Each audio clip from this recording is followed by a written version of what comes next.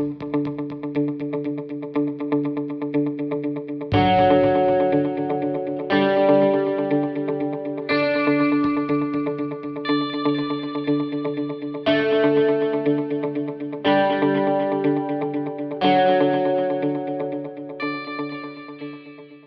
welcome to the Push-Pull Sales and Marketing Podcast. I'm Marcella.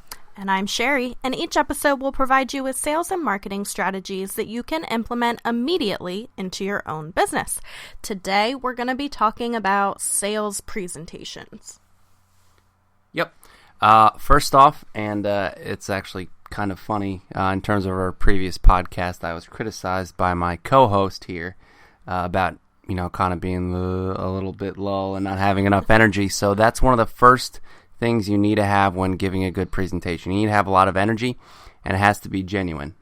So when we talk about genuine energy, so that just means like drink a lot of Red Bull before you go in.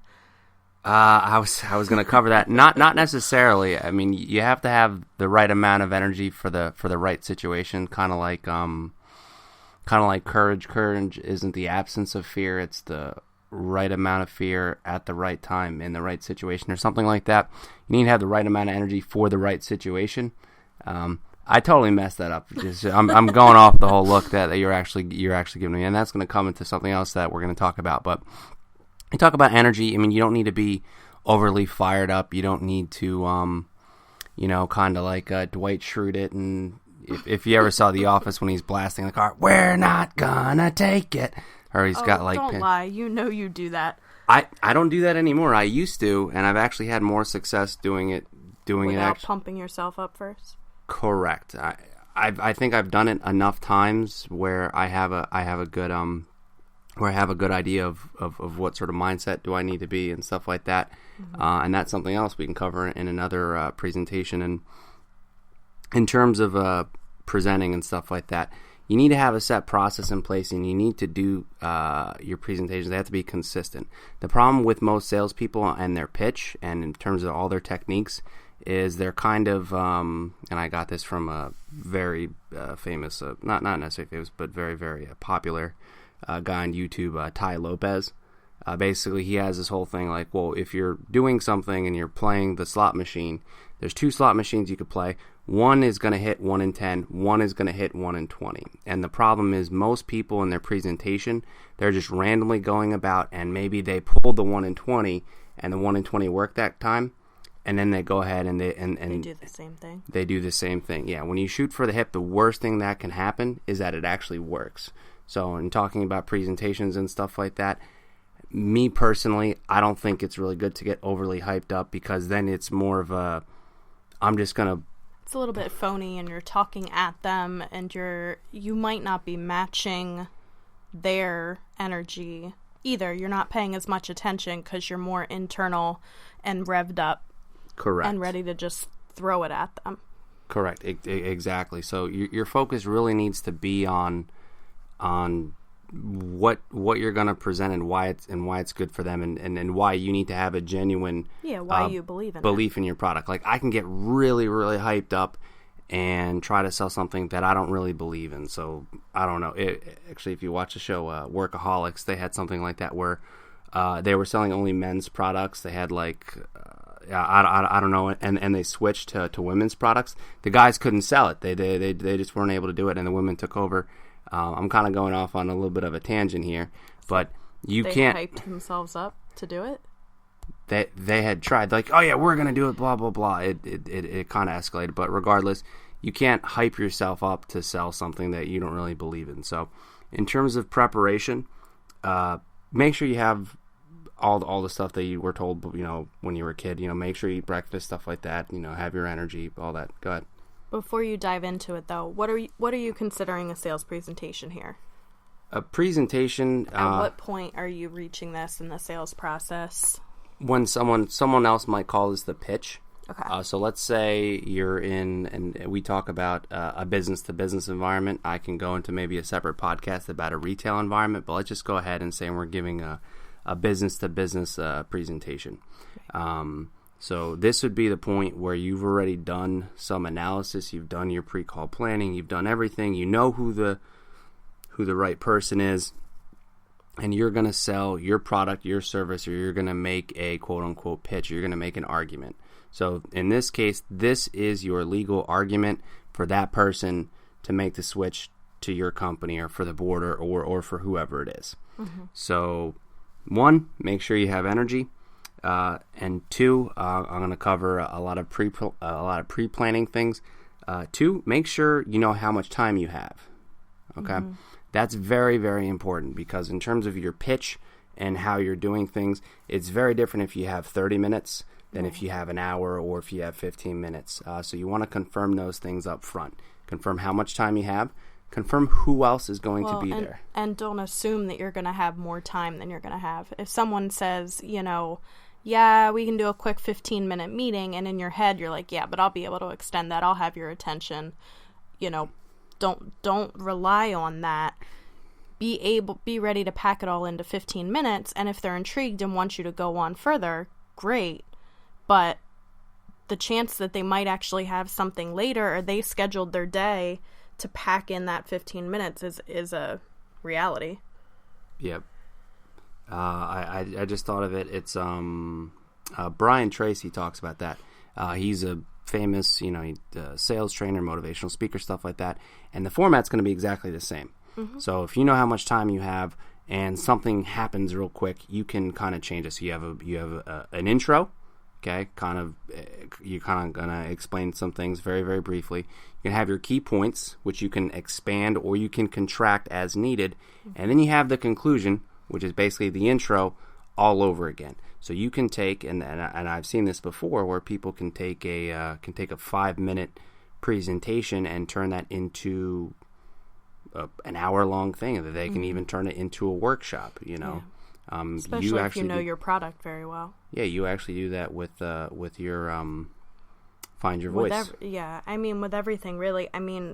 If you have a good piece of content, you want to get the most use out of it on the marketing side of things. So you might take it and turn it into a graphic that you can share across social media. You might turn it into a short newsletter. You might turn it into a long ebook. And you're really getting the same point across in each scenario. But it depends on the audience and if they really want to dive in depth, if they want the quick snippet, and you should be able to deliver on all of that, because I feel like a lot of times if you're not familiar with what you're trying to sell, you do become a lot more long-winded. Longer is not necessarily better. People value their time more than anything else. So just because you can give a great hour-long sales presentation, I think it's more of a skill to be able to give the elevator pitch or the 15-minute version. Absolutely. And one thing to clarify, too, again, in terms of our other podcasts and how we talk, I don't put nearly as much time into preparing for these podcasts as I would for a presentation, because you actually said you just want to just jot down some basic notes and you just want to talk, so it's more conversational. Mm-hmm. Where were we? Okay, so we talk about preparing. Mm-hmm. You want to be able to expand and contract based on how much time you have. In terms of how much time you actually, and a lot of people ask you, like, how much time should I spend on this presentation, stuff like that. You mean like how much prep time? Yeah, exactly. How much time should I put into this? Does that depend on kind of the amount of the sale or the amount of? I would say as much as it takes, as long as you can still get everything else in. Give you an example. Just last week, I presented. It's a multi-million-dollar company. It's probably going to be, I don't know, $500,000, $600,000 worth of business. For the initial chunk of business, we'll get probably $400,000, and for the other, which I will come back and give another presentation, try to get that another $100,000 or $200,000 worth of business. I probably spent in excess of, I want to say 12 hours preparing for that one meeting. Yeah. And I feel like it's similar to, back when you were in school and you're prepping for a test. Not a test. I don't know what that is. There's a point where you can over-prepare or psych yourself out, or it becomes too rehearsed. Mm-hmm. So it's finding that middle ground. And how much would you say do you actually rehearse sales presentations versus prepping them, like the research and the... At this point, in terms of actually rehearsing everything, I would say I might go through 2 or 3 times with other coworkers, other salespeople, or maybe even, I don't know, a co-host of a podcast, and I might go through that, but I don't overdo that a lot anymore. Mm-hmm. I've done enough presentations, and just to give you some background, I've done presentations in home sales, life insurance, investment products, and then currently right now, business to business, purely service oriented company to multi-million-dollar companies, and anywhere from a small contract, we don't even do contracts, or a small amount, let's say a $20,000-$30,000 account, all the way up through ones that might spend millions of dollars in our services. And just talking in front of people helps too. I mean, doing something and getting used to getting your thoughts across, doing something and getting used to marketing yourself a little bit, whether that's starting your own podcast, whether that's getting on Periscope, whether that's rehearsing more to yourself or friends or whatever, or volunteering or doing Toastmasters or whatever it might be. It's a similar skill. The more you get used to talking, mm-hmm. and because it's not something, we're not used to standing up in front of people and presenting something in our day-to-day life necessarily, which should a sales presentation be a lot of that, or do you try to really incorporate the other side a lot? When you say the other side, what are you referring like, are you to? trying to turn it more into a conversation, or how much are you presenting versus having a meeting, I guess? And that has a lot to do with who your audience is and how much time you have. Right. You do want to get... If you have a 15-minute pitch, you're pretty much just talking the whole time. Exactly. You're going to kind of get those, NLP, all that, and that stands for neuro-linguistic programming. You're going to get some of that nod momentum. You're going to get the yeses flowing and stuff like that. But in terms of an actual presentation, I might just get some feedback at certain touch points. And in terms of the presentation itself, shorter is always going to be better.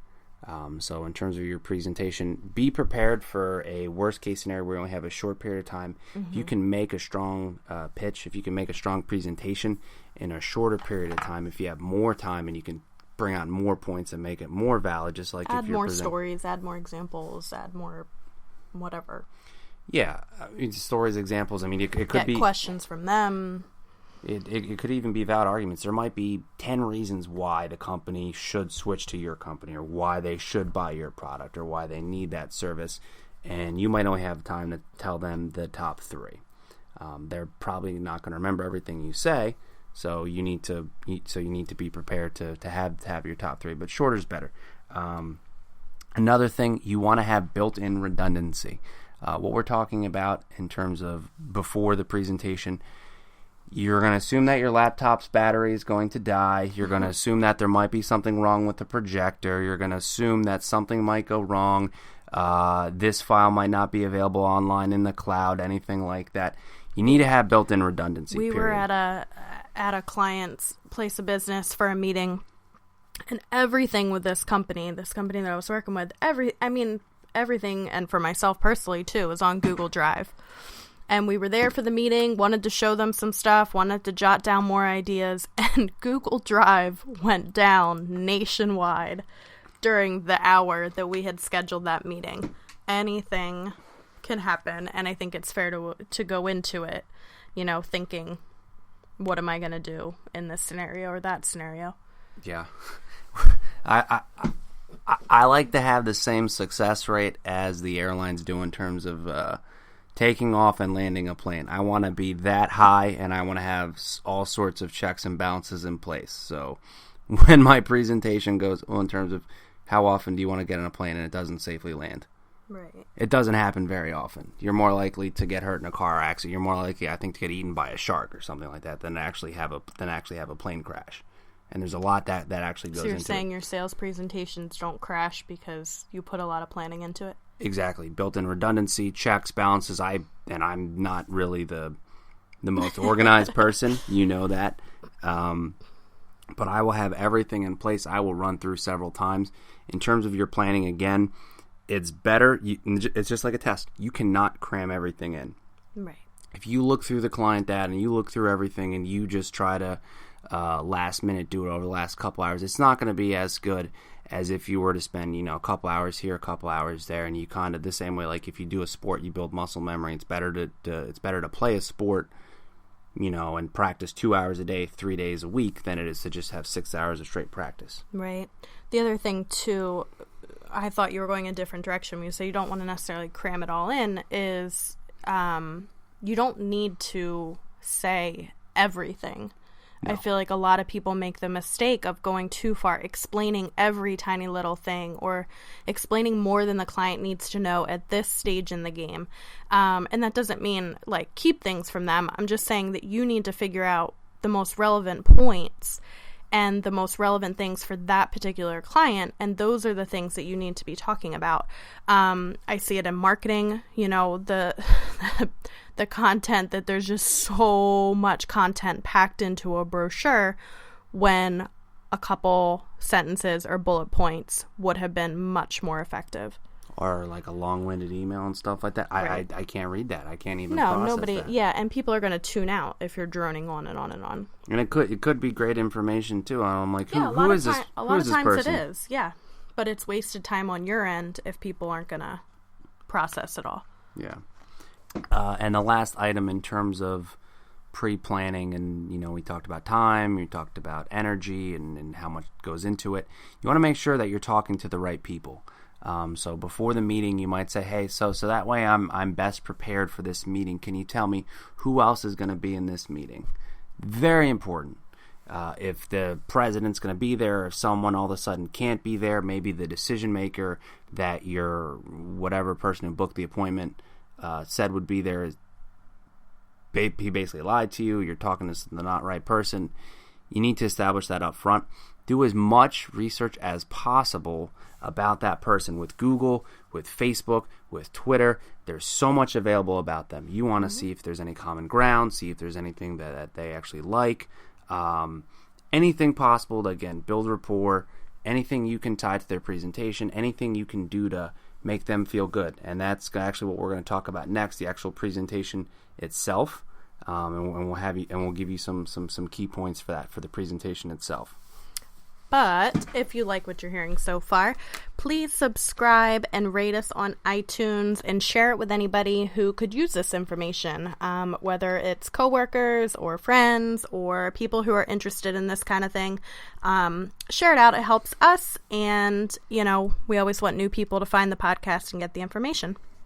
If you have any questions, you can email us at pushpullsales@gmail.com or tweet us at pushpullsales. We love to hear any feedback, suggestions for future topics, or questions that you might have. And as usual, we provide show notes on our website, pushpullsales.com, so you can find old podcasts, or if we ever reference anything, we'll make sure that we link you to it in the show notes. All right, so we're going to talk about the presentation itself. Yep, exactly. So the format for the presentation and how that works. If you remember in a previous podcast, we talked about negotiating and about likability, and people like people who are similar to them, common ground. So you don't just dive right into it. You still need the pleasantries. Hey, how's it going? How's the family? How's all that stuff? It can't be fake. Luckily, I'm from New Jersey, so I'll say, hey, how's it going, or how you doing? Sounds good. It comes natural to me to say, oh, hey, how's the family? I remember a fishing trip. If it doesn't come across natural, that's not good. But again, common ground, see what's going on. One important thing to ask, and this could be before you actually go into the presentation, hey, since we last spoke, has anything changed? Is there anything else, before I kind of go into a little bit more about what we can do for you that you want to let me know? And sometimes something will come up too and say, actually we just purchased this business here, so we're thinking you might be able to help out with that. Or we've kind of changed our buying model, and this year is not really a good year. Whatever it is, you want to establish that up front. Yeah. I wanted to say, too, as far as the introduction, I feel like if you're not just jumping into it, if you're not rushing into it, if you're having that conversation and connecting on a personal level, you're taking some of the pressure off. People are probably expecting you to come in guns a-blazing and selling you on this thing, and nobody wants to be in that position. So if you can go in and take your time, ask those questions, just kind of settle in, and you'll know, if you're paying attention, you'll know once they're settled in, they have the notebook open or whatever, they're leaning back in their chair, they're ready for you to start pitching. But I'd say take your time. Yep. That's 100% right now. I was going to cover that too, in terms of pressure on yourself and taking your time. Yeah, it gives you a chance to calm your nerves a little bit.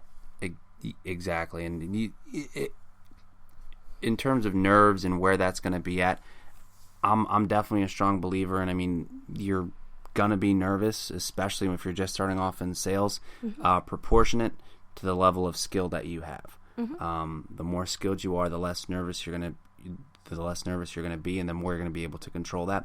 And in terms of skill and stuff like that, I treat that no differently than if you were a competitive athlete. Right. But in those situations, I mean, the nerves are kicking up your adrenaline. They're making you hyper aware, and that could be a good thing. It can sharpen you. So thinking about it that way. Oh yeah. It's sharpening your mind instead of clouding it. That alone can be helpful. Yeah. And this is a key characteristic of good salespeople. They're relentlessly optimistic. So you can turn those nerves and say that it's really a good thing. And actually, this happens with some of my salespeople, and not some, actually with all of them. And they'll hear the same thing, or they'll hear the opposite thing, and they'll have a positive outcome out of both of them. So they might talk to customers and say, "Hey, I'm really busy right now, so." Great, if you're really busy, we can help you save the most money, because that means you're going to get the most use out of our service. You're just relentlessly optimistic. Or if they say, well, I'm not really busy right now. Well, good. That means you have time to take a look at everything. So that means you can really, really, kind of wrap your head around it. But in terms of backtracking to an athlete, you want to focus on the process and where you are. You don't want to focus on the end result. You don't want to think about making a sale and start counting money or how desperate you are or the water bill or something like that. You want to focus on the actual process itself. So in the meeting, and Sherry actually just gave it to me. I just incorporated this. Now you want to have some tools to make it visual, to make it interactive. It's called pick2chart.com, but it's pick P-I-K instead of P-I-C. Yeah. That's a great tool. It's great for... You thought of it as pick... Oh, yeah, I guess that makes sense. Pick2chart. I was reading it as Pictochart. It might even be Pictochart. But you're probably right. No. For that one, it can go either way. But in terms of built-in redundancy and stuff like that, for this presentation, I integrated that, made it more visual. You followed certain rules. People remember things better in threes. People... like visual. They like something to look at. Correct. So for this, we had it presented online, built-in redundancy. I had printed copies just in case. I had a PDF version. I had more than enough copies in case someone else were to come to the meeting. I knew that there would be exactly 3 people in the meeting, and just in case. In this case, no one else had came up. Another good presentation tool you can use aside from PowerPoint, Google Slides is actually pretty good. Yeah. There's definitely a lot you can do online in terms of taking client data and making that more visual. Old school pivot tables and pivot charts in Excel work really good. Sometimes it's very easy to say, hey, your business right here is really focused in this area, but if you can pull up a map and show them, another great tool. It's free up to like 250 lines of actual addresses. It's called Batch, BATCHGO.com. So you can take say, okay, hey, this is where all your businesses are. This is where every Apple store is in the U.S. You see where this is? It's like, this is where I want you to put your store. Check it out. You see you have nothing in this market right here. This is how many people live here. So you can make it more visual. You can do flags in there. eSpatial is another tool, but it costs $800 a month. I don't give enough presentations that I would use. Yeah. But yeah, there are some great tools that you can use out there. In terms of the presentation itself, again, you want to have a beginning, You want to have your talking points. You want to have the conclusion. In the introduction, cut straight to the chase in terms of what you can do for them. I hate if you say, okay, well, hey, I'm going to give They probably don't care about the history of the company. Oh, my gosh. I got into a small argument with the owner of my company about this. You know, I had prepared the presentation exactly how I wanted to, and the first thing I wanted to lead off on is this: I can save you $64,000, Right. and then That's a pretty powerful point. Exactly. You spent $400,000. I can save you $64,000, and then I'm going to explain how. I don't think you need to do the opposite. So many times people will say, okay, well, what would you say is your hook? What is your big thing? Well, you know, we can make you twice as efficient. You know, we can do the work of 3 salespeople. Say that up front. Yeah, I've heard the same thing with writing, and I've used this in my own writing, whether it's marketing material or just a blog post or whatever. They say, take your conclusion, take your final point, and switch it as the intro paragraph. Yep. And it's interesting how well it ends up fitting in, because by the time you've written the article, you have a great summary, you have a great feel for what you want to get across, and usually it's a lot easier to write a conclusion point, and then that conclusion point is really easy to rework as an intro. And then people are going to keep reading. I mean, you don't want to lose them. How often do you actually read through a whole article or a whole brochure or whatever it might be? You know, how often do you hear a sales presentation or a commercial and you're tuning out at the beginning? So grab them while you can. Absolutely. Yeah, I mean, I really like the Geico commercials on YouTube, because they're like, you can't even skip this commercial because the point's over. 15 minutes can save you 15%. They're very good about that. They get to the point right away. So you want to start off with that, and then you want it to get to the point where the person is going to say, how can you do that? You can do this visually. You can also make this a more of a kinesthetic. You can do props, stuff like that. There's a sales trainer, Dean Minuto. Skits. Are you doing skits? You can. I personally haven't. But you might give an example, and you might tell a story and stuff like that, and you might relate it to. So all the same attention grabbers and stuff like that you normally would do in a speech, you can do that in an actual pitch. Yeah. So, you know, an example. Just maybe not, you know, back to The Office. Just maybe not the one where Jim compiles all the crazy speeches and has Dwight read them off at the sales convention. Yeah. Well, his speech went off really well, but in terms of keeping it interactive and getting attention, I like the pitch that Jim and Dwight do, where he calls up, hey, can I borrow your phone for a second? And the whole time Jim is giving his pitch, at the end it turns out Dwight is on hold with their competitor, and he says, hey, he's like, do you consider customer service very important? Well, yeah, of course I do. Great.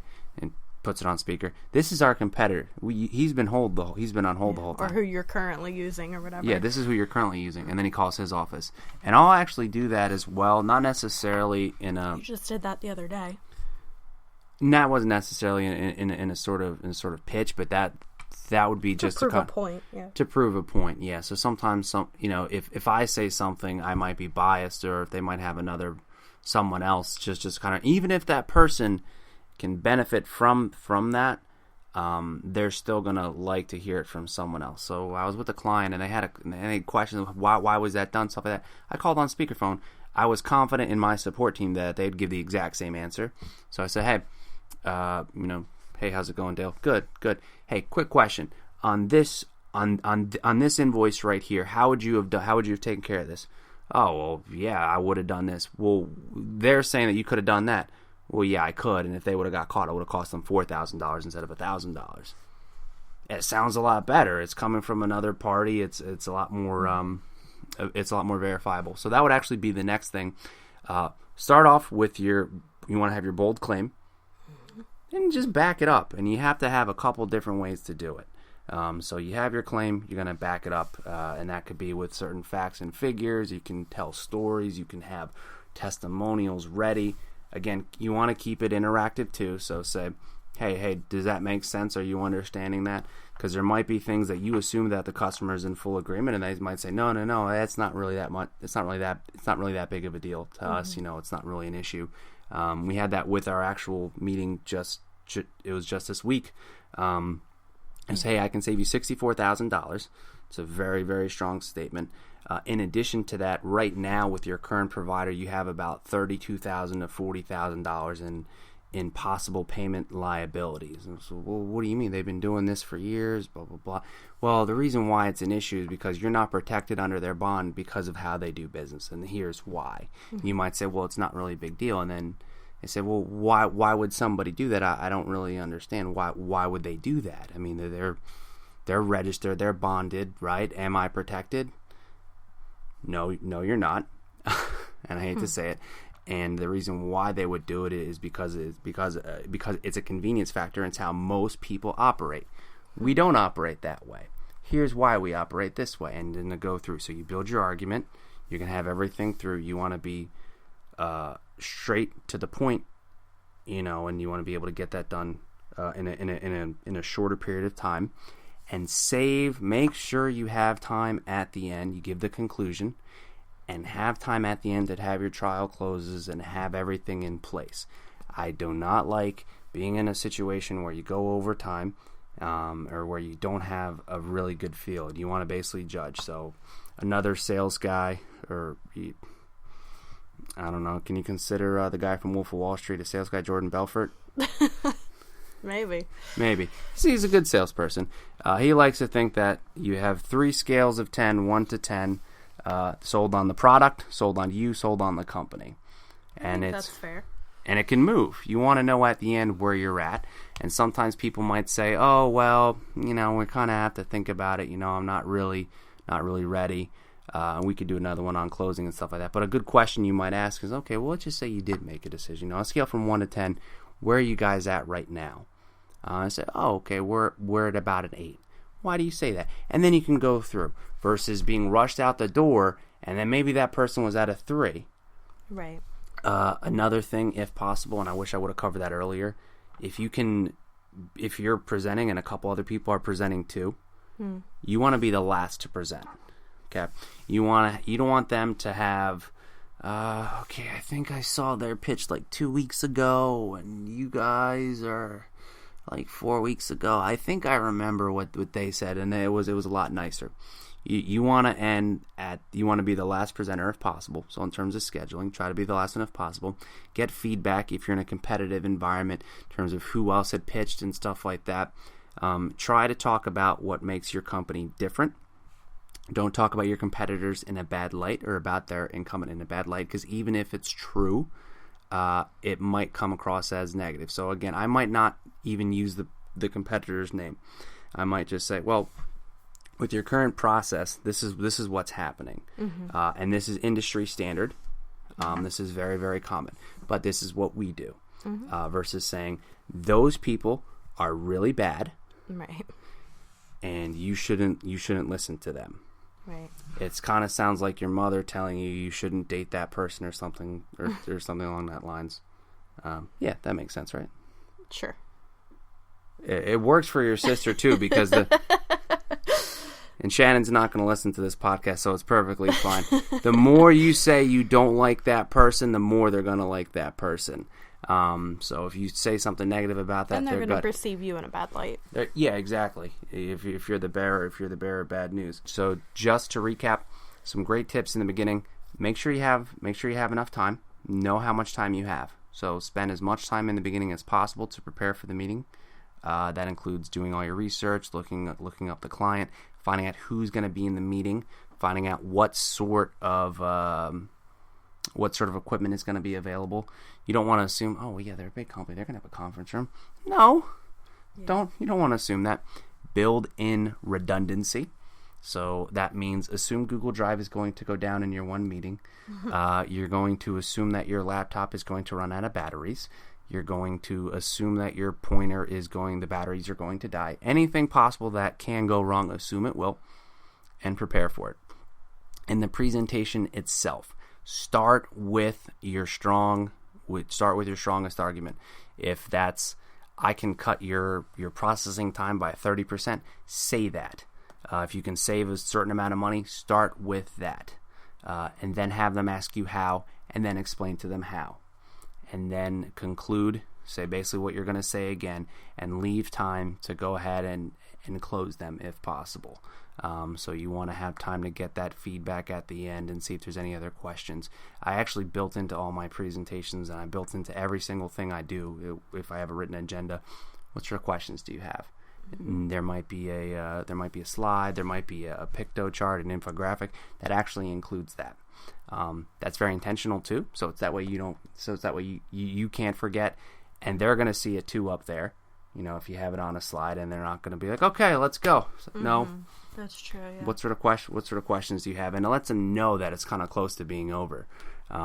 So pretty much that's presenting in a short nutshell. We can go into another podcast and really go into some of the technical things and body language and where you should be in the building and stuff like that. But just then closing as well. And closing as well. And that's what everybody wants to talk about. They want to talk about closing. How can I close? How can I close?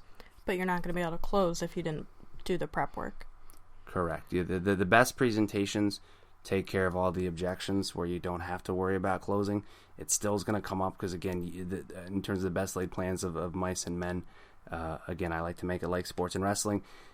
You can have a set plan, what moves you're going to do and how you're going to execute that and stuff like that. But when the rubber hits the road, it'll work most of the time. But sometimes something else is going to come up and you have to be ready to counter that, you know. All right. Does that wrap things up for the week? Yes. Thank you to bensound.com for our intro and outro music. And thanks to you guys for listening. You can tune in next time where we'll tackle another topic. And if you have any questions in the meantime or feedback for us, you can head to pushpullsales.com or tweet us at pushpullsales. See ya. Bye.